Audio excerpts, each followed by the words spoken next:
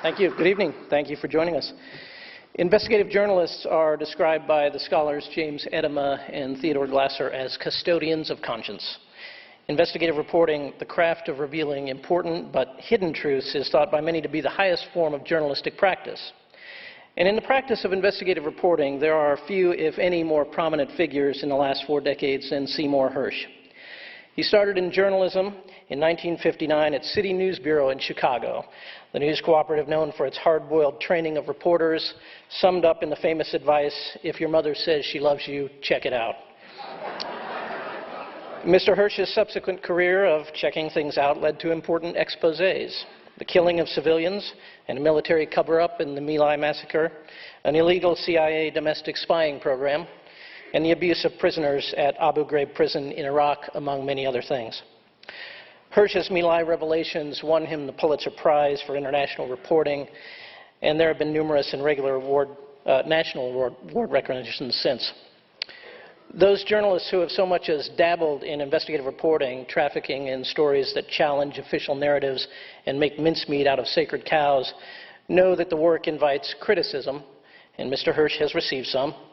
One memorable jab came from a former defense official who called him the closest thing American journalism has to a terrorist. The Nixon administration snooped through his tax forms, and even some journalists joined the attacks. In the domestic spying scandal, for instance, some prominent news organization questioned his work until it was borne out by later official investigations. Mr. Hersh has just kept reporting. One thing that makes that notable, I think, is that some of the best work has been done as an independent journalist, not backed by the clout, resources, or legal defenses of a big media organization. Len Downey called him a scoop artist. A recent history of investigative reporting described him as a reporter known for his brains, brashness, and badgering of sources until they gave him the information he wanted.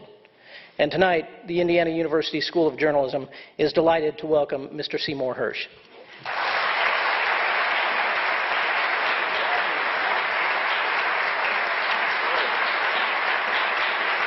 Come on. You won't be laughing so much or smiling when we're done. But anyway, here's what I'm going to do. I'm here for the journalism department, so I'm going to talk about chasing a story and just sort of do a narrative about it. Try and make it interactive. If we've got some students here, I'm going to make you do something. And try and talk a little bit about that oxymoron, journalistic ethics. But then also, you know, there's a world going to hell right today, just as it was 10 years ago. I don't think we're really out of the woods yet in this whole Sunni, Shia, Muslim, who are they, who are we, what's going on, why are we bombing them, and why do we think bombing works when history shows it never does. But anyway, we can talk about that. I'll answer all your questions. But what I'm going to do first is tell a little bit about journalism, and I'll go back to the My Lai story, and I'm going to make sure I don't go on for a decade. I know you want to get to your parties later tonight. Swinging Bloomington. Anyway. Okay, so what we're going to do is I'll put you back in '69. I'm a freelance kid. As you heard, I started at City News. I basically flunked. I went to law school and I hated it, sort of walked away, flunked out, say what you will. I didn't like it. And I went there at the University of Chicago. I'd gone to college there. And I bummed around a little bit and got a job as a police reporter at the City News Bureau, where you basically covered crime because there was so much in Chicago. But I worked with people like Michael Royko and other guys, so I really got a taste of some of the good journalists that were around. I went in the Army, did the Army stuff, which is boring. And this was before any war, and you just sort of played toy soldier. But it was okay. And I went back, and I eventually got to UPI as a reporter and covering a legislature in South Dakota. And the Associated Press, well, that was okay. You learn something about cynicism because I spent a lot of time with the Ogallala Sioux, the Sioux tribe, because I was interested in tribal lands, just sort of because nobody was writing about them. And McGovern, the great liberal, was George McGovern, who was a very decent guy, but he wasn't doing much either. He was the congressman, the only one from the state. So I ended up writing a lot of stories about them. that got, like the Chicago Tribune, other, the wire service is great because you never know where a story's going to bounce. And so that got me to the Associated Press, which got me to Washington, Chicago first, and then Washington covering the Vietnam War in about early 65, let's say. And it was like OJT, on-the-job training for why to learn to hate a war. Because going there, not that much, but mostly working in Washington, as a correspondent for the AP, and the AP has a lot of juice because, every story you write's on every editor's desk, theoretically, or could be, if it's a good one, in a few minutes around the world. And the other thing was you get to know military guys. And I was saying earlier at dinner, although I'm very critical of my government, I really am a hound about stuff, that there's one thing that you find in the CIA and all these agencies, and particularly in the military, and what makes the world work for me anyway as a journalist, you find people that you're a one-star general, you're not loyal to the two-star or the three-star, or to the chief of staff of the Army, or to the Pentagon, or to the President, but you're loyal to the Constitution. And that's something that's drifting away more and more, particularly as you see the erosion of Congress in its oversight capacity, the growth of the executive. You all see those things. But there are still people deep inside. So I, as a young reporter covering the building, going and having lunch with officers who'd been in Vietnam, I would learn firsthand about what was really going on, that everybody you killed was counted as an enemy. The body count business, some of you people know about it. Some people here don't know anything about Vietnam, and if you're young don't worry about it, because that's okay. I remember growing up in Chicago as a young kid in the 40s, and for me, World War I was, Flanders Fields and Hemingway and Fields of Poppies. I didn't know much about it. So it's not impossible for you students now to worry about a war. The thing that ought to be worrying about that war that's interesting to me always is that we fought a war in a country about which we knew very little. We didn't know the history. I'm talking about at the top, the civilian top, in the White House. We didn't know the history. We didn't know the culture. We didn't know the society. We saw them as potential commie adversaries, part of the Cold War business. So we ended up fighting a war in a culture we never understood. One of the things that was always so horrifying to me as I got into the My Lai story was our soldiers would go over there totally unprepared for the primitive society, but it had been a society for 2,000 years, and there were certain mores, certain the way they behaved. And one of the crucial thing was, if you ever moved, we were relocating people. At some point, they were in bad lands. They were in areas controlled by the communists, and in order to bomb at will, we wanted to relocate villages. That was one of the great, called a strategic hamlet. We built little hamlets in safe place, and we tried to relocate people who had been on the same land for 2,000 years, farming it. And one of the things that happened in that society is mothers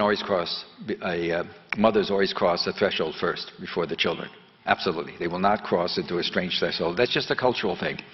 And so our boys would come in and we'd gather the people up, and we're going to relocate a village of 200 to 300 people. And we had 10 choppers. We're going to put them in choppers and fly them out. And the mothers would insist. And of course, American boys, we would put the kids on the plane first. And the mothers would fight like hell to be there first, and the kids would think how horrible these mothers are, and they'd all talk about having to beat them off with the butts of rifles, and beat them bloody until they can get the kids in first. It's just amazing stuff. And so the only thing that's important about the war now is that we end up a couple of decades later going into another culture in Iraq, about which we know little, fighting a war against people we don't really understand. And then we go into Afghanistan. And now the French have gone into Mali, and I assure you that's not going to end well. That will not end well. And so it's this tabula rasa that's always amazing to me. It's always sort of breathtaking how we can just stagger from one colossal destructive mechanism to another, and still in some way being America, and a lot of good things. Anyway, so I worked for the AP. I became very disillusioned about the war. More than disillusioned. I get too edgy in my reporting. The AP was on my case about my negative attitude That is, I saw it, of course, as my attitude was towards the truth. That was my virtuous way of looking at it. And eventually, I was pretty much pushed out. I was reassigned to education beat, and I resigned and went to work for Eugene McCarthy, who was then running against Johnson for the Democratic nomination. McCarthy was a Benedictine, brilliant sort of philosopher king from Minnesota, didn't know much about African Americans. There were a lot of things he didn't know much about. Had played hockey in college and baseball, and but a really amazingly bright guy who would talk about the Vietnam War as immoral. I mean, what? A politician making the notion that something is immoral that we do? Talking about, is Iraq immoral the way we left it? Is Afghanistan going to be immoral? It was very breathtaking to see the hopeful period. And so I moved on from that. Politics is awful. And it's just awful. It's a terrible way to spend your life. And it knocks me out. I read today that Axelrod is joining NBC, and Robert Gibbs, David Axelrod, the Obama advisor, and Robert Gibbs, his former press secretary, is joining NBC. And we know that George Stephanopoulos, the Clinton's former chief of staff, is now at ABC. I mean, it's sort of amazing how, and you wonder why the press really doesn't get going. Anyway, my attitude towards cable television and all these reporters going on cable television is real simple. If you took away all these guys that are interviewed all the time, if you took away this clause, I think, none of them could say anything. Because they all say what they think because they don't know much. Because, how are you going to know what's going on in the White House? Anyway, so I'm there in '68. I'm freelancing. I'm out of the AP. I resign. McCarthy, I do 4 or 5 months there. I did speeches. It was fun to do, but I would never go back. And I'm freelancing. It's '69. Nixon's in. If you remember Nixon campaign on the great campaign slogan, he had a plan to end the war.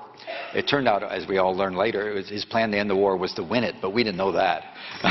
Anyway, and so I'm minding my business. I'd done a book on chemical and biological warfare. I was a busy little beaver, but I was married, had a kid. If I made $8,000 as a freelance writer in 1969, that was a lot. But my wife was working. She was a social worker. Gas, I was staying at lunch, at dinner just now, I think it was $4 a gallon I could get gas. 4 gallons for $1 rather. It's $4 now. And also heating oil, I remember, was 18 cents. That was a lot of money then. And so you could live. So in late '69, I've got a contract from Random House, who published my first book, to do something on Pentagon waste. Boring, boring, boring, but I'm doing it. And, it's money in the bank. And I get a call one day. From somebody who ended up, I can say who he was. His name was Jeffrey Cowan. He later became, he's an educator. He became head of the Voice of America for Bill Clinton. He was chairman of the Department of Journalism at the University of Southern California, USC, eminent. But at that time, he was an anti-war lawyer. And somehow he had picked up, to this day, he won't tell me. For 30 years, I couldn't mention his name, who actually gave me the tip. But he called me one day and he said, there's an amazing story going on. Some guy, some GI has shot up a lot of people. A lot of people. It's a huge scandal, and the Pentagon's trying to suppress it. And I couldn't say, he wouldn't tell me who told him. I only knew him through his brother, who was a journalist for the Village Voice then, Paul Cowan. And I really didn't know him. But I had read all of these. I was saying it, the advice I give journalists always, the simple advice is read before you write. I had read all of the various books that had been published by the American Friends Committee and the anti-war. People would come back from Vietnam, and there was a series of hearings in 1968 in Detroit. A bunch of guys stood up and talked about the atrocities they witnessed. I'd read that stuff and paid attention to it. And so I knew, and I also knew from talking to the young generals I met in the Pentagon when I was there for a couple of years. You meet young generals, and I like football. We talk about the Redskins, and I ended up at a poker game, and you get to learn that basically a lot of them thought they were in the business of mass murder. Absolutely. The good ones. Other ones liked it. The good ones liked it. So I knew there was something to this story, and I started working it. Don't know why, probably because I was bored with my book. And so what do?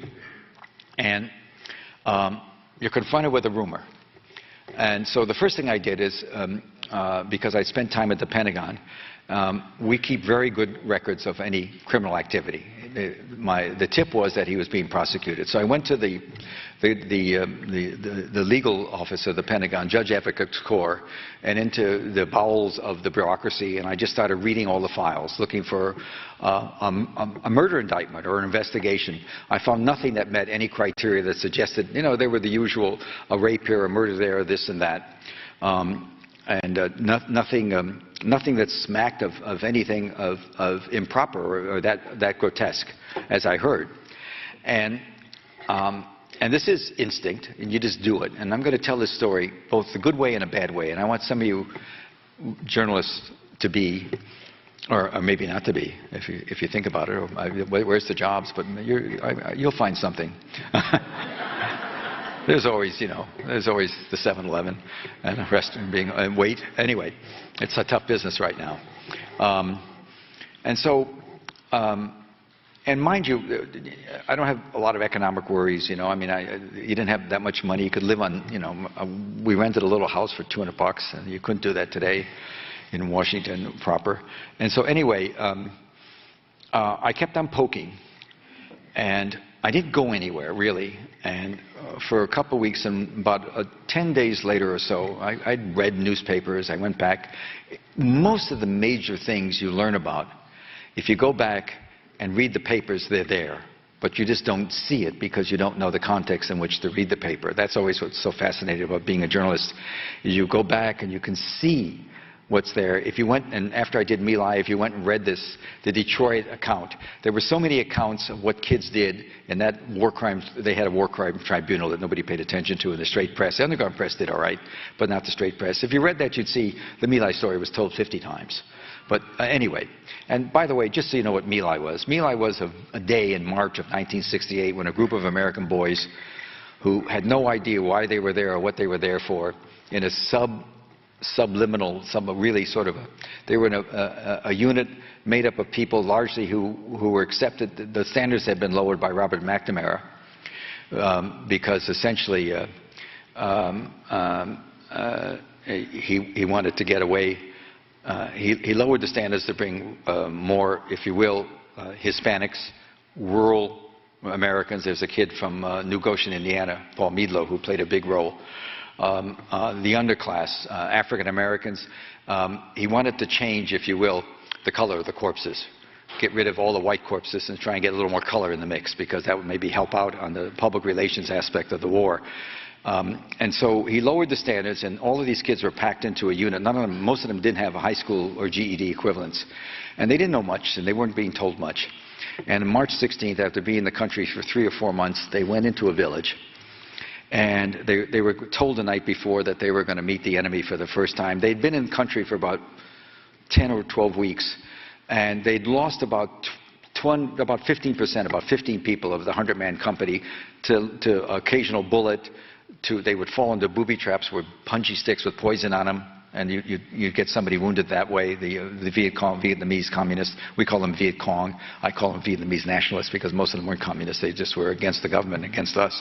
But in any case, and so they'd lost enough, and they'd gotten brutalized in the 12 weeks. They gotten these people. They don't have refrigerators. They don't know how to cross a threshold. All these things that made them convinced they were dealing with subhuman. And which is part of the way you get people to kill people in war. You obviously have to dehumanize them. I mean, you can't, in the Army, that's the only thing, the big memory was, you kill, kill, kill, and don't think. Anyway, and so they went into a village, and they were told they were going to meet the bad boys for the first time, a North Vietnamese battalion, the 418th or something. I used to remember those numbers, 480th. And they did what kids did in that war then. The officers, enlisted men drank, and the officers and sergeants drank, and the enlisted men toked it up. And they got stoned, but 5 o'clock, 4 o'clock in the morning came. They went, they took their weapons and the bandoliers, and they got on choppers to go kill for America. They did do that. You got to give them their due. They went there, and they found nothing but women and children and old men. And for some reason, in the next 6 hours, they pulled together, put them in ditches, and executed them slowly. Just killing them randomly with bullet after bullet. They raped many of the women before killing them.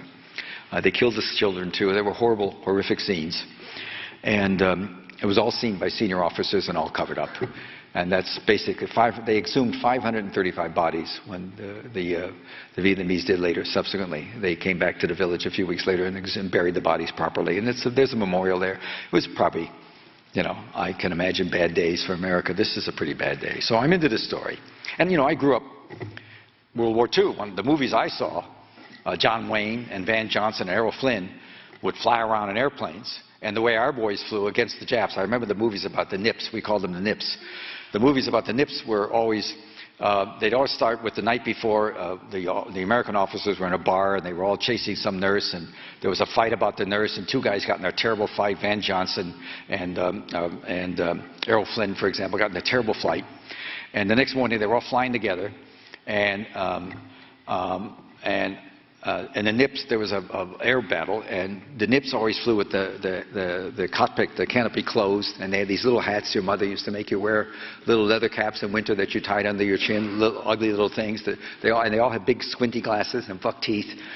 And our guys, the canopy was open, no helmet, scarves, going like this to each other, and Flynn and whoever it was, Errol and Flynn and Van Johnson, whoever had been fighting before, Van Johnson saw Flynn was going to be attacked, and he runs to his rescue at the last minute, and he pours a lot of bullets into the cockpit of the Japanese plane, and we'd watch, and the bullets would come in, and you'd see the plane suddenly go like this. It was pretty crude stuff by the kind of graphics we have now, but I remember as if I was watching Star Wars 18. They were just as effective for me, which is something about how old I am, I guess. Anyway. And the plane would go like this, and it started going down. The noise, that would be the noise. And just before it hit the water, a trickle of blood would come out of the Nip's corner of his mouth, and we'd all start cheering like mad. And that was World War II for me, and for most of us. I don't know if any of you have ever read much of Paul Fussell, a historian at Yale, who wrote a bunch of books. He wrote a classic book about the censorship of World War II. And I know Marines whose fathers were at Iwo Jima and Tarawa. Tarawa was a 3-day war in which they lost something like 1,600 guys. Unbelievable bloodshed. The Marines would just pow in, and in World War II, and we never saw it. We never got a sense of how bad it was and how stupid some of the operations were, and just in terms of everything going wrong and not being needed anyway. But that's another story. That's always war. So, a digression. So I'm at 69, and so I'm checking, and so I covered the building, and there was a guy, one of the guys I liked a lot, had gone to Vietnam. He was a colonel, and in Vietnam he'd caught a bullet, and he'd been frocked. When he was back, I happened to bump into the hall. This is just about a week or two after I get the tip, and I checked all the indexes and all the obvious places. I don't want to start asking too many questions, because if it's real, I don't want to get them even, that nobody should know what I'm looking at this point. I told nobody about what I was doing. There was nobody to tell. My wife, what did she care? Anyway, she probably did, but, she had her own problems. But anyway, after My Lai, it's pretty tough to be married to a guy that did My Lai, take out the garbage. I'm sorry, honey, but I'm saving the world right now. It does make it hard. You guys put up with a lot, you ladies. Anyway,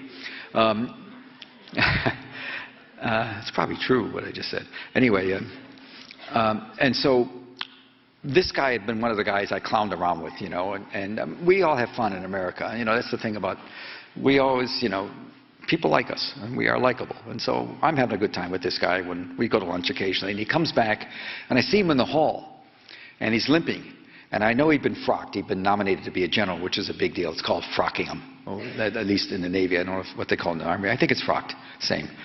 And so I jump on him, and I grab him, and I start saying, oh, man, look at you. Shot yourself in the knee to get a star, all that stuff. Giving him a real hard time. And we're laughing. We're walking down the hall. And I said, so what are you doing now? What's your assignment? You came back early from Nam because he was wounded badly. He got a bed, he lost part of his leg. And he said, well, I'm working for the Chief of Staff for General Westmoreland. I said, no kidding. So I said, so what about this guy that shot up everybody?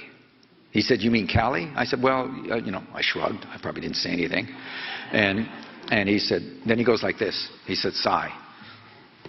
He hits his bad knee. And he says, Callie didn't shoot it. He didn't kill anybody higher than that. Not worth worrying about. And, okay, here we get to little journalist ethics.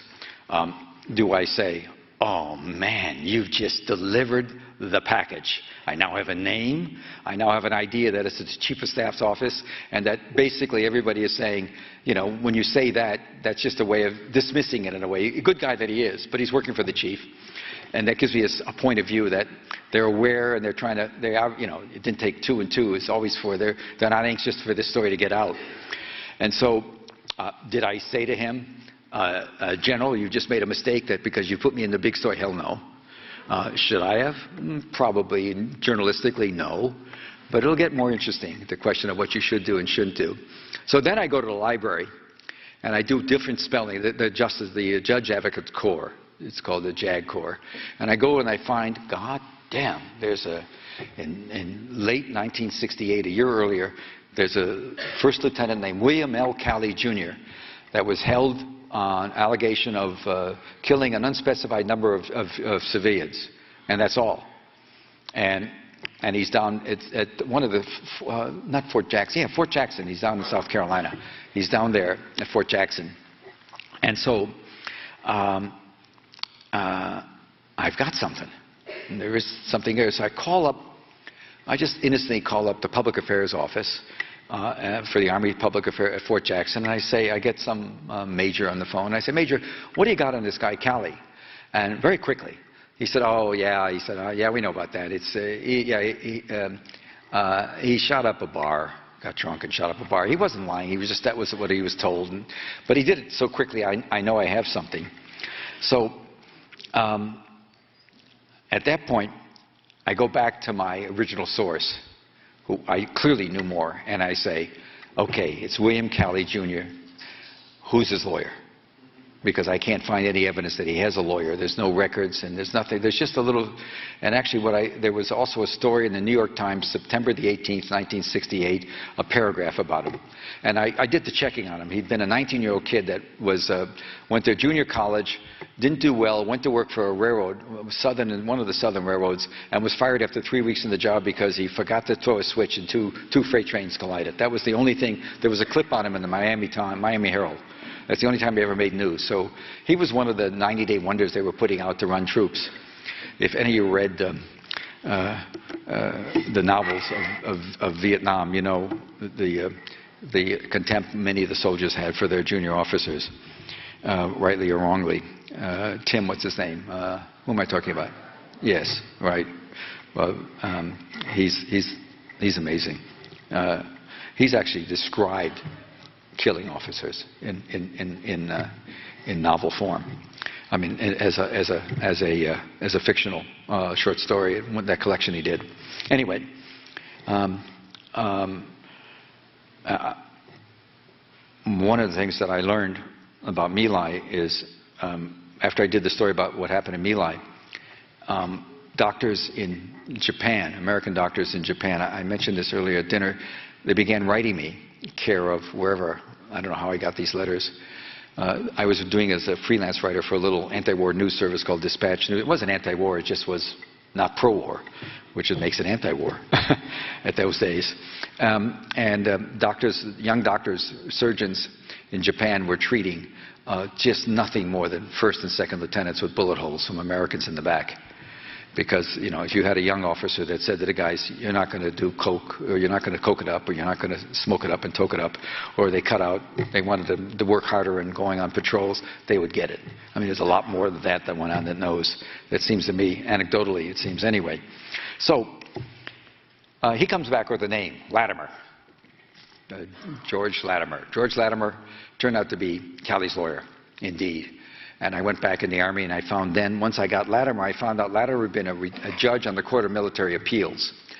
And so I spent, he lived in Salt Lake City, and I spent a day in the library reading a bunch of his cases. And, you know, Army Court of Military Appeals, it's complicated because you don't ever have bodies. You have an allegation that somebody killed somebody and he's found guilty of murder and he's got 4 guys saying it. And then when it comes to the appeal section, judges like Latimer would say, well, we don't really know what happened because we don't have any witnesses and we don't have any bodies. You know, we just have anecdotal stuff. So he was reversing a lot of decisions. I'm sure he felt he had no choice, but there was a lot of really disheartening decisions. And so I call him up And I say, my name is Hersh, and I'm here. I want to talk to you about the Cali matter. And he says, oh, yes. And I said, well, Your Honor, I'm coming to the West Coast next week, and I'm on a plane that flies in Salt Lake. I think the next day. I said, do you mind if I take time and come and see you? And he said, no, come in, son. And, that wasn't true. I just wanted to be casual about it. I was going to see him, but I didn't want him to think I was making a big deal. Okay, I don't have to say that last sentence to you, but that's the reality. You're not always totally wonderfully upfront with everybody. In fact, it's called lying or misrepresenting. And so, which may not always be part of the investigative reporting game, but you have to understand there's always, again, let me just say this. Again, something I said at dinner, I speak too much. In 50 years of being a reporter, I've not only done war crimes, political crimes, I did stuff on organized crime. The most scary threats I ever had came from organized crime, Noriega. I wrote about Noriega as a murderer once for the New York Times. It was all sorts of hell to pay. And I did all these stories in 50 years of writing about nasty things, and I've never met anybody who ever thought he did anything wrong. You got to remember this. That's just not where we're usually at, So most people think they're doing the right thing, and so that always makes it a little more complicated. And I'm sure this poor guy in New Jersey that the New York Times is riddling and everybody's going after, he probably thinks, what did he do wrong? He just helped out a guy giving him money, down in wherever it was, Dominican Republic. But anyway, not that I feel sorry for him, but there's a lot of this stuff that goes on in Congress and probably everywhere. So at this point, I fly to see him the next day. He's a partner in a law firm, a Mormon. He's a Mormon. He's an elder or deacon or what you will. Maybe deacon's the right word, is it? In the church, I think. Anyway, he's a deacon. So he's a big boss. And I go see him, and he's a very nice guy. And I sit down, and the first thing I do is, before I ask him anything else, I say, well, let's talk about your decision in such and such. And we go over some of his cases, and that I've read and sort of briefed. I took my crim law at the Chicago Law School, and he thinks I'm obviously the nicest guy in the world coming in here, and we're kicking around what stare decisis, why he had to decide what he wanted to do. I'm going at him a little bit. Why'd you let him off on this? And he's making the case and telling me about the difficulty. He was on the Court of Military Appeals for about 15 years, after being a JAG, and then a judge, and then on the highest tribunal, and then retires and goes into a practice. And finally, he thinks I'm the nicest man, I'm sure, that he's ever run into. What a nice reporter I am. And so then I say, so let's talk about Cali. And he said, oh, this is a real mess. He said, oh, I can't believe what the Army's doing to this guy. And he goes into his desk, and he pulls out he's obviously prepared it. He's pulled out, one of those vanilla folders, a cardboard folder, and he opens it up, and there's a series of documents. And we start talking for a minute, and then he says, excuse me, Mr. Hersh. He gets a phone call, one of those, my father-in-law was a corporate lawyer, and one of those partner calls when they're always discussing a bill or fee, those painful calls that, I remember hearing him do it, same sort of tone of voice. Why am I talking about money? But, that's what makes the world go around. So he's having this conversation with the partner. He hangs up sort of angry, and he says, look, I've got to go talk to one of my associates, and I'll be back in 5 minutes, and he leaves. Okay. I want the reporters here. What do you do? Let's go. What do you do? Come on. What? Yeah, go ahead. I want the students only. No grown-ups, because you're wiser or dumber. Wiser or dumber? I don't know. Well, go ahead. What do you do, students? You go what? You do what? You go through it. Why? What? Yeah, but how do I rationalize it? Why do I think it's okay? Anybody got an idea? Say it. What do you think? What makes you think it's okay? He didn't put it in the desk, did he? Right? Right? What do you think? Some of you have to talk. What? Loud. What?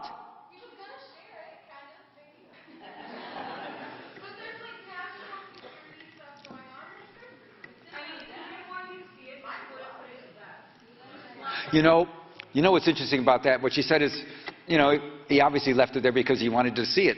I'll tell you something amazing. There was a great Oriental rug there And suppose I rolled up that rug and thrown it out a window. Is that the same reasoning? Would that work? And there was a couple of some of his artifacts from the various wars he did, you know, some ashtrays and stuff like that. Come on. But keep on going. I mean, no, that's easy. He wanted me to do it, right? He left it for me, right? Anybody think I shouldn't do it? Not grown-up. No grown-ups, no lawyers. What about students? Anybody think I'd be crazy not to do it? And by the way, if I was working for the Chicago Sun-Times, which I was trying to get on at that point, and I had not looked at it, and he'd come back and say, I got to go, come back next week, and I called my editor up, and I said, oh my God, it was on the desk, and I didn't open it. My editor would say, he wouldn't say, you stupid cow. He would say, come back, you're going to go on rewrite or obits. You're done. You know what I mean? But he wouldn't. It's okay if it's on his desk, right? Anybody bothered by it? Yes. Who? Me. You're too old. Got to be young. Well, you students got to do it. Anybody bothered? Don't be. There's no right or wrong, as it turns out. There's only wrong. Okay, let's go back to it. Phone call rings. Phone call rings. He looks pained. He has the conversation. Oh, he puts down the phone. He takes the envelope, opens the desk drawer, and puts it in. Doesn't lock the desk drawer and leaves. What do we do then? What? Come on, students. Let me give you the big 3 F's that are rolling through my mind. If you think I'm thinking at this time, oh, this is going to really hurt the war issue, as much as I was against the war, I'm thinking the great 3 F's, fame, fortune, glory, or 2 F's and a G. I'm thinking fame, fortune, glory. I mean, oh my God, what a story. That's what I'm thinking. I'm not thinking I'm going to hurt the war. I'm thinking, you know, this is about me and the great story. I mean, which is the way it works. But so he puts it in the desk drawer. What do we do, guys? Who says that? How old are you? No non-students. How about students? What do you do? Come on, be honest. What do you do? Oh, come on. You're all cowards. Where do you draw the line? Suppose he'd taken that folder, and instead of putting it in the desk drawer, he'd gotten up and he'd walked to a file cabinet, opened it, and put it in the file cabinet, but left the drawer open. And suppose he closed the drawer. Suppose he left it unlocked. Where do you draw the line? Why? Why don't you? What's the difference between looking at it on the top of the desk and looking at it in a drawer? Is there a difference? What? What? Is that a movie that somebody saw? You know, if we only dealt with what's in plain sight, we wouldn't get much in our business. So what do? I mean, here it goes. You're the big jump. You know, I'm 30, 31, maybe 30. I'm the big jump. I'm going to make the big jump right there. Boom, into the major leagues, right there in front of me. Okay. So says, no, you're too old to say that. And don't forget, I'm coming at you. That was 1969. We're talking about 40 some odd years later. So the morality I have today, I may not have had then. I was hungrier, and you know. Oh, let's put it this way: there was a war to stop. We had to stop that war, so we could put it in that way. But so, come on, where do you draw the line? Do you draw the line? If you thought it's okay to get it in the top of the desk, why is it okay to get it inside the desk? Why isn't it? What's the difference? What? If you were rolling the rug up, but you could do this quick. You what? To tackle it. What? I have done whatever I could to probably get the information because the military was trying to cover it up. Not because I wanted it? You're going to make this virtuous? You're going to make it a virtue? No, I wanted it, man. Okay, look, it turns out you can't do any of those. You can't look at it. Turns out, first of all, Cali has First Amendment rights. He has the right to a trial. He has some rights, too, as a citizen. Not all the various amendments, not only First Amendment, obviously. But he has the right. I don't have the right to go into it. That doesn't mean I wouldn't have. I'll tell you what happened. You could just see how floating it is. If this was a smaller classroom, I haven't done this often, but I've done it. In particular, I like to do it in journalism schools, sometimes even in graduate schools, because it seems the older you, more lessons you learn in journalism, the more committed you are to let's go for it, man, let's go. I mean, you'd be amazed. You'd be amazed in graduate schools. 90% say, "Go, man, yeah, go, just do it quick. Bring a camera." Thinking we didn't have those kind of cameras we have now. And we didn't have tape recorders. I didn't carry. I could have read the file. What happened actually was that he did have a phone call. And there was a few minutes there when we weren't chatting, and he'd open up the front page, and I read it upside down. Everybody, you don't remember, if your young kids, parents remember, when kids are 4, 5, 6 learning to read, it didn't matter which way they was, upside down or not. If you were babysitters, you probably know that, or little brothers or sisters. And it's harder when you're older, but I sat there and I read it, and the first sentence read, it was classified, it was an Army charge sheet. Lieutenant William L. Calley, Jr. Is found to be stand trial for the premeditated murder of 109 Oriental human beings. That was the initial charge. As if, let's see, 10 whites equal 1 Oriental, 8 blacks, 7, well, what's the number? How do you figure out what an Oriental is worth? Clearly not worth the same as a white or an African American or Hispanic American. That was the initial charge, Oriental human beings. I copied enough of it. Well, and then I had this insane conversation with him when I copied most of the page. I never asked him for it because he wouldn't give it to me. He's a man of the law, and I knew it would be. And the only thing I asked when I left, and I was very nice, and he was very nice. He didn't realize I wasn't taking notes but copying it. That was how would you describe that in terms of honorable behavior? I mean, probably necessary, but this is a very treacly little business you guys are getting into, you investigative reporters.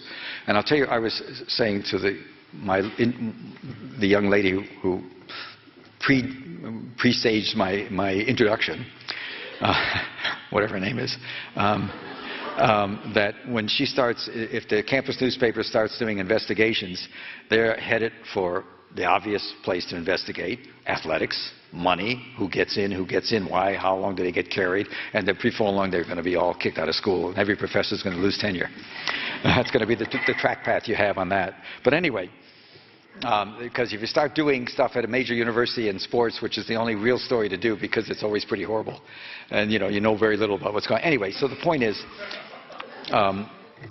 so what happened is, the only thing I said, this proceeding took place at Fort Jackson. I said, Your Honor, is he at Fort Jackson? He said, I can't say anything. I said, Your Honor, you know what? I'm going to Fort Jackson tonight. I'm going to leave here and get a plane and go there. And all you have to do is say I'm wasting my time. And he said nothing. And that was something. And I went off to Fort Jackson, and I eventually found Calley. It's a long story. It's just about digging. I'll take a minute and just tell you, being in the Army, I thought that he's not in the phone book. I checked the phone book. I checked it, he's not there. And the phone books changed there, but the current phone book didn't have him. And so I started going to first I went to every prison. There were 5 prisons in this it's a big training base. Rangers, Special Forces, regular paratroopers. I went to they call them, I don't know what they call them, the prisons. They had a different word for them. But I went to the 3 or 4 of the regional little jails, and I put on my little crappy suit and a tie, and I walked in and looked like a lawyer, carried a little briefcase, and I go up to the clerk and I say, I want Bill Calley out here now. And they say, who? So after a little while, that didn't work out. And then I went to all the clubs. I went to every sports club, the hockey, any sport club, the swimming. I went to every place that was swimming. And I went to the garages. There are a couple of private garages on base. Hi, you ever service a car by a guy named Calley? And I ran out of luck. And what I did was, I got to that, I flew all night, and I rented a car in Columbia, South Carolina. I went on base. It's only a few miles away. It's contiguous with the city, the fort, Columbia, South Carolina, nice city. And about noon, I was starving, and I went to a PX I got a hamburger, and I'm sitting there, and suddenly I remembered something. This was September, and what I remembered from what I read in the lawyer's office upside down, I copied it. He had been charged in August, the previous August or July. He came in July. Maybe the official charging, they have the version of a grand jury. It's called an Article 32 proceeding. They had to make sure, they held him to make sure there was enough justification to prosecute him. 109 deaths, man. We're looking at a big story, and I'd seen the document. Marked secret, no foreign, or top secret, whatever was marked, just secret. And so I realized from my days in the Pentagon that the military, in its great, wonderful efficiency, changes phone books every 3 months. And Cali arrived in May, and he wasn't charged till August or late July. And so when he arrived in May and registered, coming back from Vietnam, even though he was being sent back, he wasn't charged with anything. He came back as a first lieutenant. That he wasn't in the book published in June, but maybe he would be listed in the new listings for the earlier book that was published in April. So I call up the operator, I go to the base phone, and this is the days before homogenized voices. Now the South is pretty much, you can still get some Southern accents, Savannah, you can find some stuff. But mostly the accents now are all sort of melded. We're sort of one big Anglo-Saxon combine. And so I got this operator, and I said, operator, I want you to do me a favor. I want you to get the old phone book, the April phone book, and I want the last new listings. And she said, well, she checked with her boss and came back. She said, okay, I got it. I'm looking for a Cali William J. She said, oh, I got him. She said, yeah, he came in the last listing last week, and he came in the last week before we published a new directory. And she rattled off the unit he was at, and then hung up. And it was in this very deep Southern accent. I couldn't understand a word she said. I had to go back and find her. I remember the frustration. I found her. He was assigned to a unit, a construction unit, engineer battalion. And he was an infantryman, a perfect place to hide him. I'd been looking for him all over, but I couldn't find him. And so I went to the unit. I finally called back. Another operator read it for me carefully. I found that it was in another camp called Funston, and I went about 20 miles away. And I drive there. Now it's about 3 in the afternoon. It's one of these new modern Army buildings. It was barracks, a 3-story building on separated by a 1-story passageway, where the company commander had his office. And then there were 3 rows of barracks. So I parked a couple blocks away, and I go into a side door. And I figured, I got him, he's here. He's signed here. And I go up and down one side, and all the beds are made beautifully, like we used to make them. I mean, you could drop it, We were good at making beds. I was good at, we all had to be. And they all made perfectly. And so then I had to go down, and in order to get to the other side, I had to go down through a little passageway. And it's one of those, the office was one of those doors where there was a bottom and a front top open, and the top was open, so I crawled underneath. I didn't want to be seen. And sure enough, on the second floor, on the other side, and what we're talking about here is making your luck. That's what it's all about. I mean, it was how rational what I was doing. I was doing something I don't know. I was just doing it. I was just chasing everything. And this first floor, third floor, I started with the third floor. It's empty. The second floor, there's a bunk, kids sleeping on a bunk. It's now 3:15, middle of the workday. What the hell's going on? I got him. It's Cali. So I go and I give a big whack on the bunk. And this blonde kid goes like this, and he's got about a 16-letter last name. And I said, it's not Kelly. And I said, oh my God. I said, so, because we are curious, we journalists. I said, will you explain to me what you're doing sleeping here at 3:30? And he was from Ottumwa, Iowa. And this is the fall. This is now October of 1969, a year and a half after the incident. Most of the soldiers are back by then, but I didn't know that yet. And he says to me, oh man, I'm supposed to get out for the harvest. Dad's got the wheat going. We got everything going. Well, whatever. It wasn't wheat. It was corn probably in Iowa. And a big farming area. I got postcards from him for a couple of years. And so,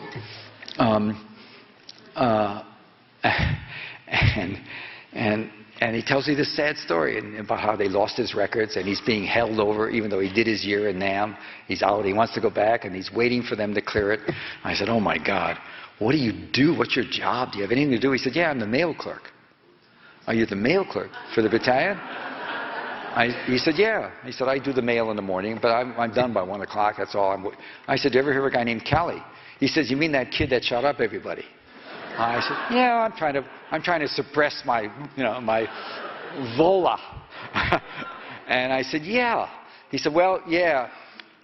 He never was here, but we used to get his mail, and I deliver it to Smitty all the time over at Battalion. I would save his mail for a week, and I'd wrap it up, and I'd go over to see Smitty over at Battalion. This was a company, Battalion headquarters. Smitty was at the headquarters of an engineering company. Company, headquarters, it's company, you know how it goes. Company, battalion, division, whatever it is, la la la. The next higher level. And I said, so Smitty, you deliver it to Smitty? Yeah, Smitty would, that's all. My job was giving Callie's mail to Smitty, but, boy, he's in sure some trouble. I said, so where is battalion headquarters? He said, well, it's pretty far away.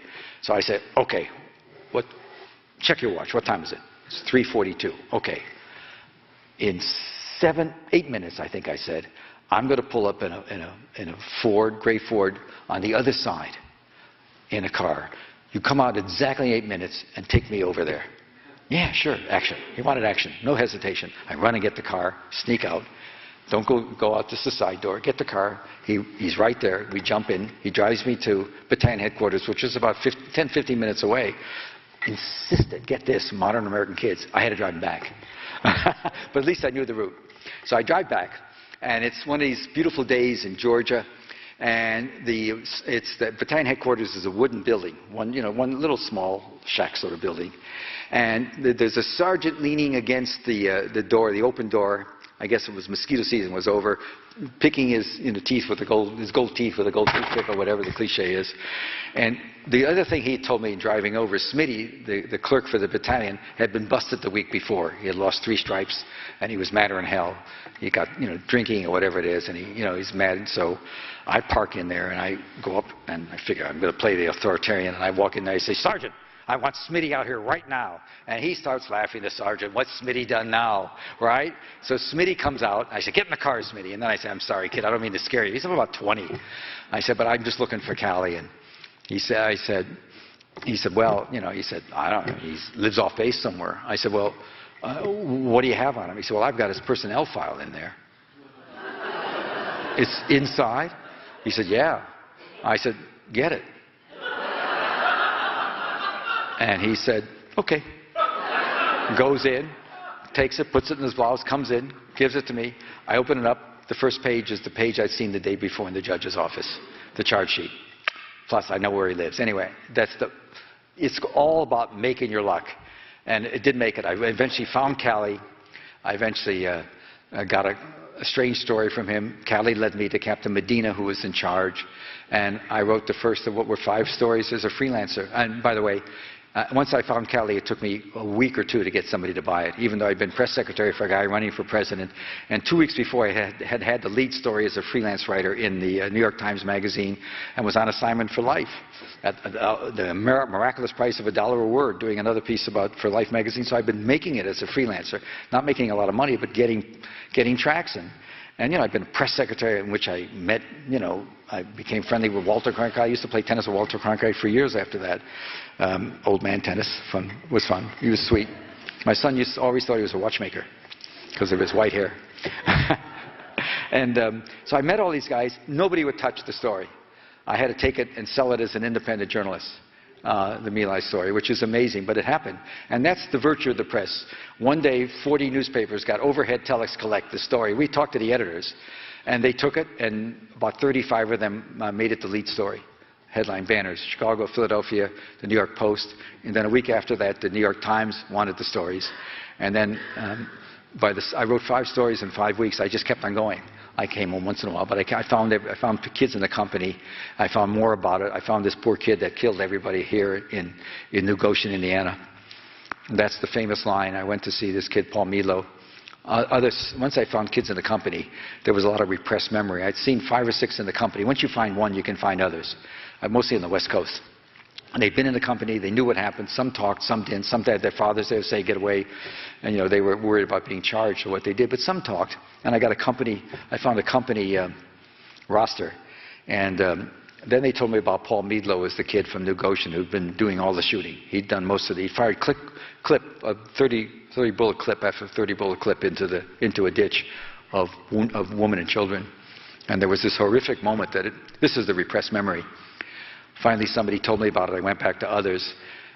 He had been killing, they put the 500 or so people into 3 ditches, and they just summarily just shot into the ditches. And an M1, if you hold the trigger down, it gets to be a semi-automatic. You don't have to pull it. I remember that from the Army days. And he shot 6 or 7 clips into most of the African American guys. No way. This is O-phase war, not our war. We're not doing this. Some of the Hispanics shot, but they shot high. Nobody wanted to call out the farm boys who did it, the white boys who did this. Nobody wanted to call them out because they were afraid they'd get hit later. I mean, that's the way it was. When people did bad things, they didn't want anybody to talk about it. And the next day, some of the minority groups wore black armbands to the officers, made them take it over. And one of the things, I wrote a second book about the cover-up that nobody cared about, but that's the way it goes. It was all about how all the officers knew everything right away, but covered it up, including Westmoreland. And so it was then running the war. When I talked to my friend a year later, he'd been named chief of staff, I guess because he was so successful in killing innocent people that gets you promoted. I don't know. So anyway, the point of all this is that Meadlow did all that shooting, and at a certain moment, they were eating their lunch, KP rations, next to the ditch. There's photographs of it, famous photographs. You've seen some of the photographs of ditches. A guy named Ron Haverly was an Army photographer, and he started seeing what's happened, and he shot for the Army, for Stars and Stripes. He shot black and white, but then he shot a whole bunch of pictures with his own personal camera that he later sold for at least $100,000 to Life magazine after I did the stories, because he had amazing photographs. But he didn't tell the Army about those photographs. The ones he shot in black and white had nothing to do with what really happened. I talk about visual evidence. Anyway, while they were shooting, they heard a keening noise. And it turns out one of the mothers, as mothers will do, tucked the baby, a 2-year-old, 3-year-old boy, under her stomach, and he survived the slaughter. They were shooting and shooting in the ditch. And he was crawling his way up, screaming more and more as he got to the top. When he got up, he was all full of blood. And he began to run across the rice paddies or whatever he had, the field. And Lieutenant Calley, who had ordered the killing, infamous Lieutenant Calley, he still lives in Columbia, South Carolina. Lieutenant Calley said to Paul Meadlow, who had been the most acquiescent of all the soldiers, some turned away after a little bit, but Meadlow, 16 years old then, kept on firing. And Calley said to Meadlow, plug him. And Meadlow couldn't do it. It's like seeing one. You know, it's like why you can drop bombs from on high, but you can't go down low and kill people. There's always that great sort of philosophical, or what you will, issue of what's acceptable. And Meadlow wouldn't do it. He drew the line. So Calley officers had a smaller rifle called a carbine. Calley, everybody remembered, ran up behind the kid and shot him in the back of the head, sort of triumphantly. And Meadlow the next day stepped on a landmine and blew off his leg to the knee, above the knee. And while they were ready to medevac him, he was chanting, "God has punished me, Lieutenant Calley, and God will punish you." And the kids, this is all, once one told me about it, everybody remembered it. It was just this chilling oath, this curse. And they were saying, get him out of here, get him out of here. They got him out of here. He ended up, so a year and a half later, I'm looking for him. I find Meadlow. I'm in Salt Lake City on a payphone calling 100 different, I knew he lived somewhere in southern Indiana. The kids knew he lived somewhere around below Indianapolis. And I'm calling every phone company. You didn't have Google search. We didn't have it. And so finally, I knew the spelling, Meadlo. And so I finally find a spelling with that name in Negocian, outside of Terre Haute. And I call up, and white southern voice answers, and it's his mother, and I say, hi, I'm just wondering how Paul is. Is he back? She said, well, yeah, he's been back a long time. Who are you? I said, I'm a reporter. I want to talk to him.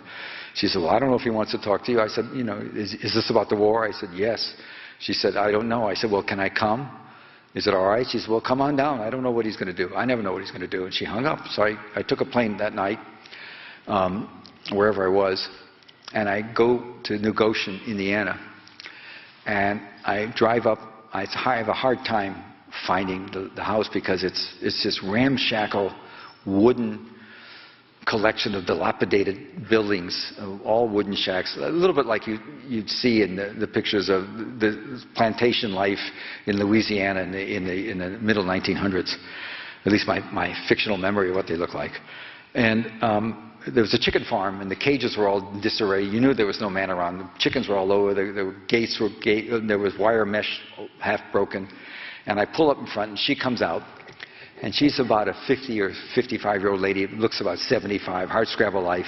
This is not Norman Rockwell version of rural life. You know, if some of you remember those Rockwell pictures of the paintings in Saturday Evening Post that I grew up with, that long, long ago, in another era, another planet. And she says, he's in there. And I said, is it all right? She said, I don't know. And then she says, this little old lady that didn't know much about anything, so I thought. She says, I sent them a good boy, and they sent me back a murderer. How's that? You can go a long career and not have a line like that. And so, there, ergo. All the rest is sort of gravy. Did the stories, fame, fortune, glory. I don't know. It probably hurt Nixon in a way. He could no longer rally what he called Middle America after that. And once Calley was prosecuted and found guilty of 21 deaths, and Nixon, of course, commuted his sentence.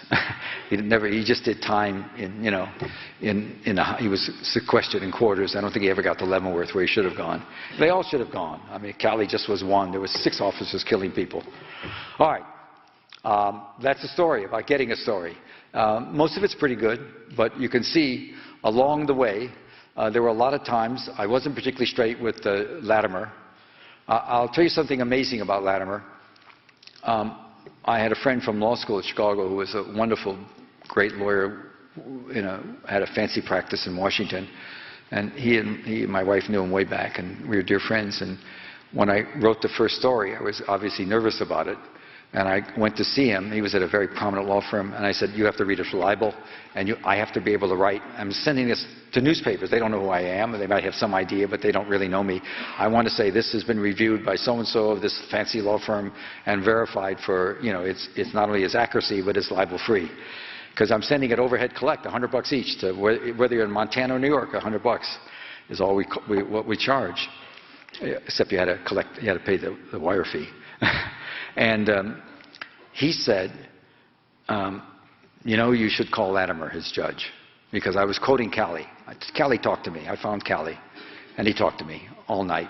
And he did something else. He pretended to be this was a war, combat war. But at some point, I was in his quarters.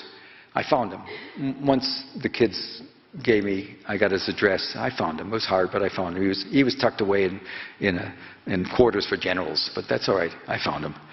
And at one point during our conversation, it was an all-night conversation, he went to the bathroom and he said, go urinate, he said. But I saw him throw up arterial blood. He had an ulcer this big. I mean, he was suffering. But he was masking it. I just saw him. He just threw up blood. And so clearly he was suffering. And so I quoted him about what he said, which turned out to be something different than he had said in the various proceedings in the Army. And my lawyer said, suppose you got him in, he said, you're quoting him, but how do you know that you're not going to put him in jail? Maybe you should. So I called Latimer up. And the last time I talked to George Latimer, and I read what I said. He said, oh my God. He said, look, if you write the story that way, he's not going to get a trial. He said, I think he ought to have a trial. I said, well, so do I.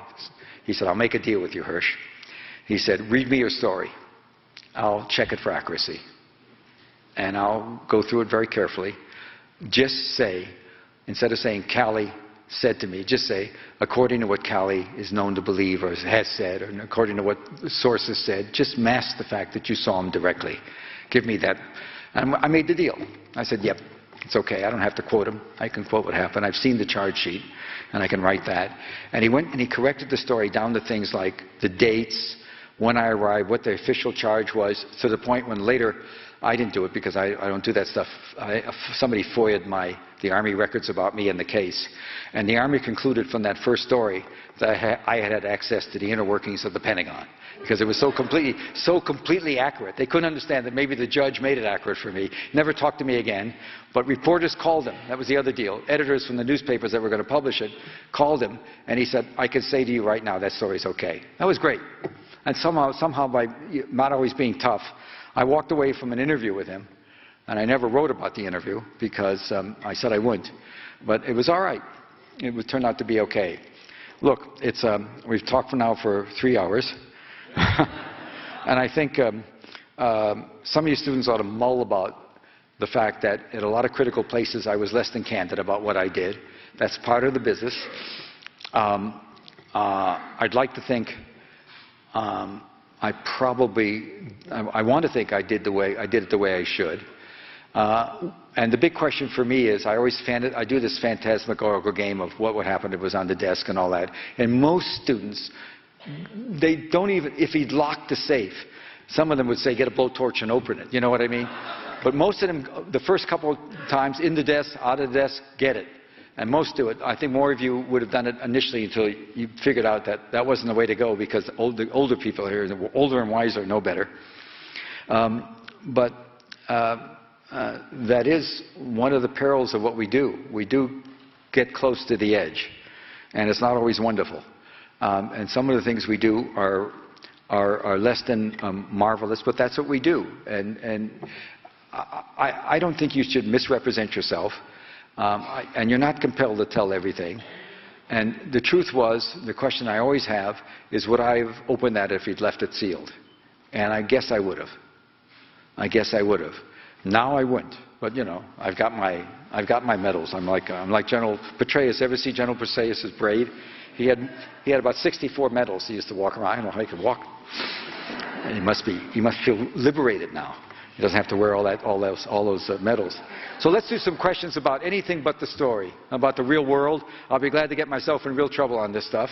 I think right now what you're seeing, what I'm seeing, is I'm seeing jihadist Sunnis, whether Al-Qaeda or not. I'm not necessarily a believer that there's a magical Al-Qaeda overriding.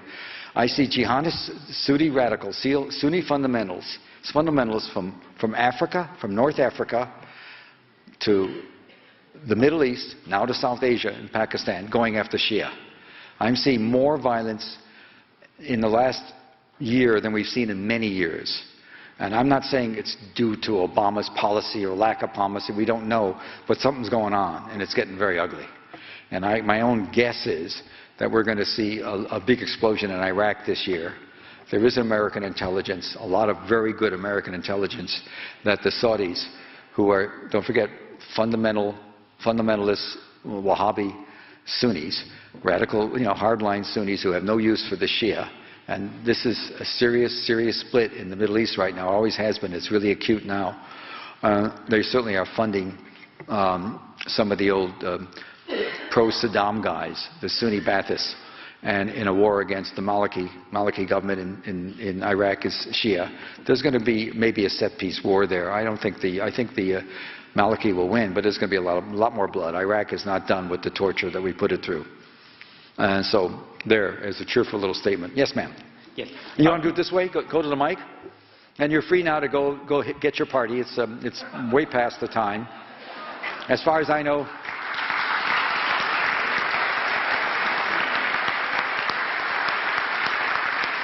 Well, I'll do certainly 20 or so minutes, so feel free to, go. There's no plane out of here tonight, is there? Okay, so I'm here. All right, let's go. Mr. Hersh, my name is David Keppel, and I'd like to express my tremendous admiration for the work you continue to do. You know what I say to people when they do that to me? I always say, I remember the great joke in The New Yorker.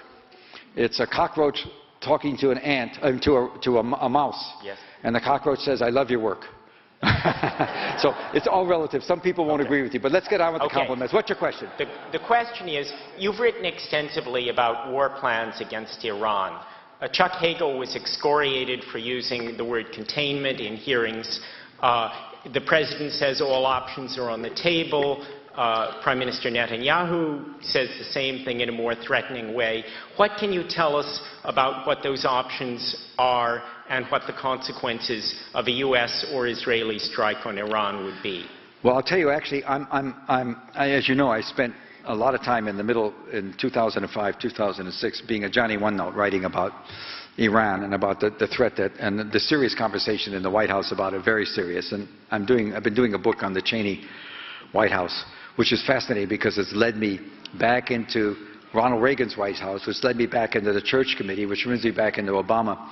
And just in a minute, I'll just say, whereas the question about, let's say, assassination used to be, what did the president know and when did he know it?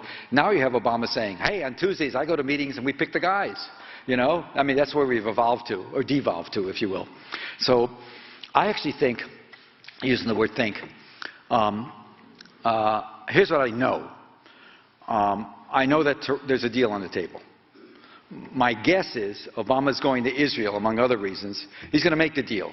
And it's a good deal. It's going to, the Iranians are getting certainly hurt by sanctions. And the problem with sanctions is, of course, is the sanctions always, the economic sanctions we impose, always afflict, they start from the bottom up. And the elite don't get sanctioned, they don't get in trouble. And I'll also tell you that as far as I know, Fidel Castro has been sanctioned by us economically for 62 years, and I don't see him going anywhere. So I'm a skeptic about sanctions, because people survive, and there's a lot of ways to sell oil. But we are crunching. We're making it harder for the Iranians to sell oil to China. You know, where they've had some currency deals where they've been playing games with the Turks, with lira, changing it to gold. We're cutting back on some complicated banking ways to squeeze them. And the deal's always been on the table because, let me say again and again, there is no evidence in the American, British, Swedish, German, empirically, no evidence in their intelligence agencies that the Iranians have actually done anything to weaponize. There's none. We can't find it. We'd like to think that maybe it's because they're hiding it well, but you can't believe how good we are at looking. It's an all-court press. We've done amazing stuff, and I've written about some of it. Once Bush was out of office, I felt a little free to write about some stuff I know.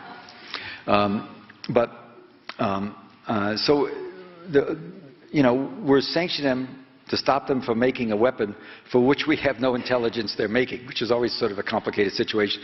A deal's on the table. I would bet by June there's going to be very serious talking. And I think one reason he's going to see Bibi, certainly the most rational of leaders in the world. He's going to see Bibi in Israel in late March, about a month from now. And I would guess that one of the issues is going to be to climb him down, help him climb down off the ladder. I also think that the most serious issue we have going now is Syria. And I'll give you another guess. Who's going to end up bailing out Bashar? The Israelis. And I'll tell you why. Because the last thing they want are crazies on their border. And if you remember in 1982, and I know some of you don't remember, but there was some terrible stuff happened when it looked like the PLO was going to take over southern Lebanon, which is on the border of northern Israel. The Israelis went into the camp Shaban Shatila. There was bombing like crazy. They went nuts with the prospect of having a radical PLO on their border, even though I think they misread the PLO and they misread Arafat. But, you know, at least history seems to suggest they did. There was more chance for a serious agreement. So why, the last thing the Israelis want, and some very interesting little things you see. Recently, 7 senior wounded officers of the Syrian army were admitted to Israel for treatment. And also the border, the Israelis have, on the border in the Golan Heights, there's a lot of reason to think the last thing the Israelis want is a Wahhabi, Salafist, Muslim Brotherhood, radical end of it. There's all sorts of different degrees of the Brotherhood running stuff in Syria. And to his credit, everything I think I know about Obama, I do know that Obama's been very, very skeptical of putting in serious arms into Syria. That's because our CIA, which has still have a lot of smart people in it, and don't underestimate us. I mean, I'm critical of my government, but we can do a lot of very smart things too, along with an awful lot of dumb things. But we do smart things too. We pretty much know that, and we've known for a couple of years that this trouble in Syria is not just simply legitimate. I mean, and there is legitimate grievances against him because he and his father ran that country and he was putting people in the jail for saying bad things about him. He was better than his father, but he hadn't moved nearly enough. So I think we're going to see Israel being much more passive. And the one guy that tells us the sticker where the sun don't shine about Syria is Putin. And we've got a real problem with Russia, too, because Russia right now is more anti-Americanism than ever. The whole thing about adoptions is just a reflection of a growing anti-Americanism in Russia. And that we should stop, because that's very dangerous for everybody. I think Obama, if Obama's free enough to play golf with Tiger, he can do anything he wants now. Let's do some more. Somebody else. We'll do it. If that's all you got, I'm going to go home, so come on. Yes, ma'am. Hi, Mr. Hersh. It's really hard to get a hold on you. I'm sorry that you missed our class because we all got plenty of questions to ask you. So Well, I'm you want to know my defense? No. Your 4 o'clock class? I was never told about it. I'm sorry about that. But Well, so am I, because you were waiting for me. I didn't know it. I was busy napping. Okay. So my question is, do you think the fall of David Petraeus, sorry, a coincidence, or is it reflecting the declining culture of the U.S. Army? No, it's a one-off in a way. He was out of the Army. Petraeus was actually, he left because he left, but he was actually interviewing at the time. He was interviewing at Princeton where he got his doctorate, as he told everybody constantly. King David, they called him in the Army. He wasn't popular in the Army. He was pretty much done. My understanding is he was told he would not be chairman of the Joint Chiefs, and he was not going to be chief of staff of the Army. And so the CIA was a bad fit for him. He wasn't popular there with the personnel. And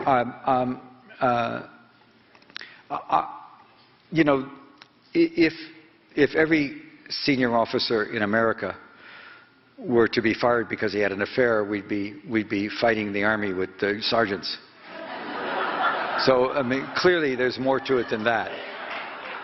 There's more to it than that. The same for General Allen. I mean, it's more to it than that. I don't know the whole story, but, it's just, let me assure you that he was going to go, but he wanted to go on his terms. And he is smart. I always thought, I stayed away from reporters. He was tremendous at the one thing that you really have to be good at if you want to be a successful person in Washington. He wooed the press. And he was always going to lunches with people. I remember it used to be, until I was clear I would do it, I used to be asked all the time to go to lunch with him. And I don't do that. I just don't socialize with people I report on. Yes? Who do you think, if you believe it's true, who do you think was the target of assassination by what came out was supposedly by Cheney in the illegal ops that was paid for with all that cash that they flew to Iraq? It was just in the... What assassination are you talking about? There's supposedly Cheney ran an assassination team. Well, no, what I started some of that. What happened is there was a general named McChrystal who was running something called the Joint Special Operations Command. One of the things about America that's sort of interesting is the way we've devolved is it's really cool. The way you do it is you have your own army, you raise your own money, you don't bother with Congress. There's no oversight. To hell with Congress, and you don't, you don't tell anybody what you're doing, and it's a pretty cool deal. And we see this pattern. Cheney was not the first to do it. He was sort of a copycat. What Cheney was doing is they would find what they considered to be bad guys, and they would authorize executive action. They would just. McChrystal would, in the early days, he would want to be sure it's okay, and then later it just became you didn't need okays. You just find a bad guy and you do battlefield executions, or what you will. Or you bring them to a salt pit, what they call these black prisons, which I'm sorry to tell you still exist more than you believe. And you beat the hell out of them, let them die, or bleed to death. And so it's some ugly stuff that we know a lot about, but not everything about it. It wasn't like the targets we were talking about were people that we believed to be Al-Qaeda or guys against us. And often we paid for that information, which is really strange. Most of the early guys that went to Guantanamo, this prison that Am I right? It still exists, although it's the single biggest black mark we have in that, and the drones and the predator killings are going to make it almost impossible for us to ever come out of this war against terror in some reasonable way, it seems to me, until we figure out some other way of dealing with the problems we have other than trying to snuff everybody or put them in jail. And not that they do it anymore in Gitmo, but the longer they keep Gitmo there, some people have been there for 10, 11 years without any due process. This is America. And anyway, so I don't, there's nothing specific I have to say to you about that. I just don't know. There was certainly, Cheney believed he had the authority, the notion of the unitary president. It's that the President of the United States has executive power. He doesn't have to deal with the Justice Department. If there's certain bad peoples we identify, he has the power to deal with them. And that's what he was doing. You see that, and that's sort of been Cheney's mantra since he was in the Congress even. And so, but I don't know anything about, it's not like Cheney said, you know, I owed this guy a lot of money from a poker game last night. Although, with the Phoenix program in Vietnam, when we did targeted assassinations, often we would get names from somebody who did lose in cards to somebody, and we'd go whack them on behalf of them. It was really strange. No, what he did had as far as he was concerned, it was all for the good of America. Yeah, but we partly allowed that when we let them send billions of dollars in cash there. That was money for illegal ops. You know, you don't need... Well, you mean the billions of dollars, you're talking about the oil money? No, our government sent over. We said it was to bribe the Sunnis and other things like that. They sent over like a couple billion in cash. No, what happened was there was a lot of money, oil money, when Saddam Hussein, after the war, 1991 war, there was a peace treaty, and Saddam Hussein was under sanctions, and he still had oil to sell, and a certain amount of that oil he could use the money from that to buy food and etc. But of course, it was a lot of it didn't dwindle down. It wasn't dripping down the way it should have, the way we envisioned it. The oil and a lot of it, a lot of money we held, and it was some of the oil money in our treasury. We had billions of dollars of their money, and that's the money you're probably talking about. There was no, you know, you got to remember one thing. 9/11 happened, and in November, about 2 months after 9/11, Congress authorized, get this figure, $11.8 billion for the war on terror. $11.8 billion. What I'm telling you is just there in the books. It took me about 4 years to get OMB, the Office of Management and Budget, to get an accounting and to get an accounting out of the Foreign Aid program in the Senate. The Senate Foreign Aid Subcommittee. I finally got a listing, and it would be like Project K, $600 million. I mean, there was just, you didn't have to worry about going to Congress for money. You had it all over the place. You could do anything you want. It was a dream. It was a dream. And oversight has disappeared in America. You know, here's Cheney, here's Brennan testifying about the CIA and just sort of having fun with them. You know, what can I tell you? No tough questions. Maybe in camera they did better than they did in public. But, you know, the guy is, on Tuesdays, he's sitting with the president picking who's going to live and who's going to die. And you'd think maybe they'd ask a few more questions about it. So we've gone a long way. We should do a few more, these 4, and then I'm going to let everybody go to their party. I was actually going to say, we're just going to do the one more question here, Mr. Hersh. What? We're just going to do the one more question here. One more? Well, we got 2. Okay, all right. But I've given everybody absolute freedom to move. They can go home. I'm not holding anybody against their will. Let's go. 2 more questions. Go ahead. Yes, ma'am. Hi, Mr. Hersh. I guess my question is a little bit private. Was I supposed to be at your class too? Yeah. Yeah, okay. The same thing, yeah. So, as a reporter, I know, I'm sure you certainly have heard enough sad things. So, I'm just wondering, have you ever changed your religious belief? My what? Religious belief before and after you became a journalist? You know, I'm not big on psychoanalyzing myself. I'm just not. And so I don't, I have a family. I don't ever write about them or talk about them. And I don't think my personal views are particularly, you know, I mean, I am what I am. And so I think, don't be, I'm not offended. That's a reasonable question. If you'd asked me if I changed my belief in heroism or philosophy, I might have a go at it, but not about personal stuff, you know, only because, actually for some very practical reasons, you know, the less people know about who I live with and where I do, the better it is for everybody, for a lot of reasons. Would you comment on America's increasing use of drones in countries where we are not at war and the killing? I did.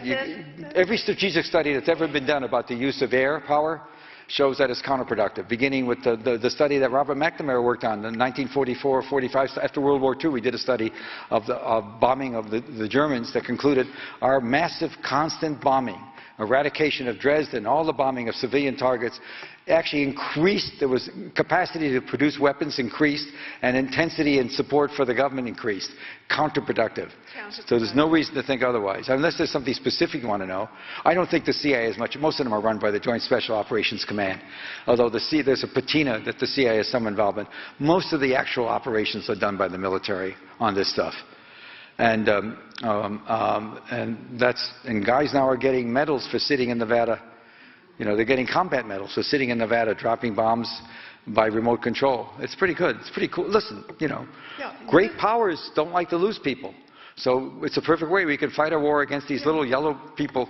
You know, I always say, want to talk about racism in America, I always say that when Bill Clinton finally bombed Yugoslavia in 1999, I'm just going to give you a fact. You can deal with it any way you want. He was the first American president since World War II to bomb white people. You figure that out. I don't know what that means. Maybe nothing. Yes? Last question. In investigative journalism, you run into a lot of situations. What? You have? Speak. Okay. Can you hear me better? Go ahead. In investigative journalism, you run into a lot of situations where you need to use anonymous sources. Will you do what with sources? It's just muddled. Anonymous sources. Oh, yeah, of course. Where do you draw the line on that? I know that that's something you've received criticism for. Who wouldn't get criticism? I criticize myself for anonymous sources. It's terrible. Yeah. I'd love to name everybody, but they'd all be put in jail. Right. So when you're in a situation, like what types of interviews do you use the anonymous sources for? Where do you draw the line? Well, I'll tell you what they do with the New Yorker, which is an amazing place to work, because literally, I'm not half kidding, that the final person, when you close a piece at the New Yorker, the final person invariably is a grammarian. And we talk a little bit about comma faults and parallelism. Seriously, when's the last time anybody talked about parallelism? Come on, ever? You got to deal with that eventually. You know, you have to have, and anybody who deals with me inside knows that they have to talk independently and separately to a New Yorker fact checker. So the people I deal with are known to my editor and to the New Yorker fact checkers. Or this, you've probably read something about it. If not, go Google New Yorker fact checkers. McPhee, John McPhee, the wonderful writer, wrote a piece about fact checkers, sort of a homage to them, because they're the good ones are really good. They save, you know, they check the mundane things you always miss, but they talk to the people directly. And often it's complicated. Some of the people in big life right now, right in the face of the American people, have dealt with fact checkers. And there's never been a leak or an abuse. So, yes, they're anonymous, but they're known to editors, and believe me, my editors are really skeptical of anything I say, think, or do, and particularly in speeches. So that, for me, mitigates the issue. I'm doing a book now that the lawyers will get a chance to talk to anybody they want to. And also I've hired independent fact checkers just so I don't make the dumb mistakes we all make, and middle initials and dates and times. We do that anyway. It's inevitable. Mistakes are inevitable. So I feel better about it. But I always am amazed, for example, the New York Times, which I worked there for 8 years, so I know. The New York Times, which every day leads the story with the Chinese are behind all the cyber spying, according to highly informed government officials. I mean, every day they do it. Most of the time, they're actually at the New York Times, because the problem they have is they have to cozy up to people You can't be antagonistic to the National Security Advisor or the President privately. If they want to leak you something, like the New York Times ran the story about how the President picked targets with the good Jesuit, Mr. John Brennan, on Tuesdays.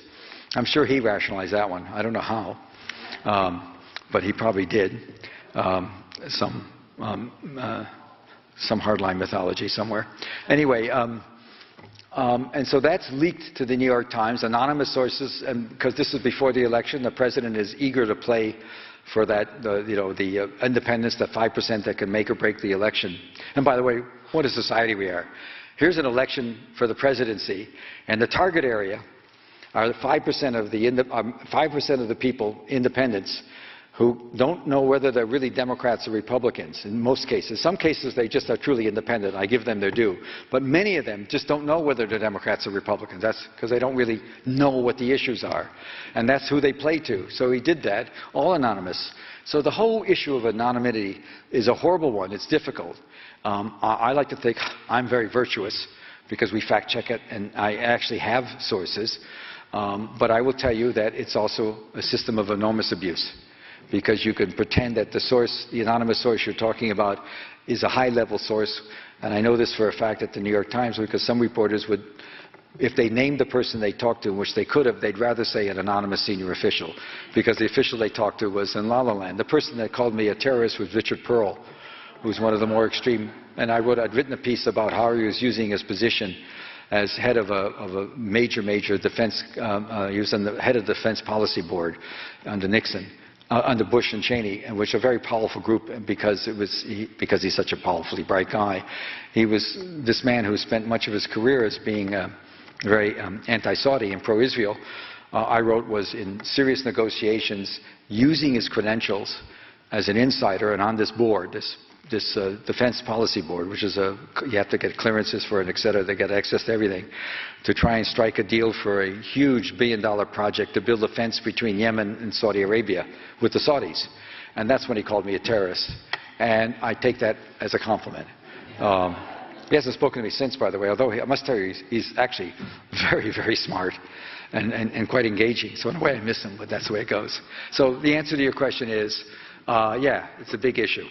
Of course not for me, since I've never done anything wrong in my life, like all the people I write about. But for everybody else it is. Goodbye.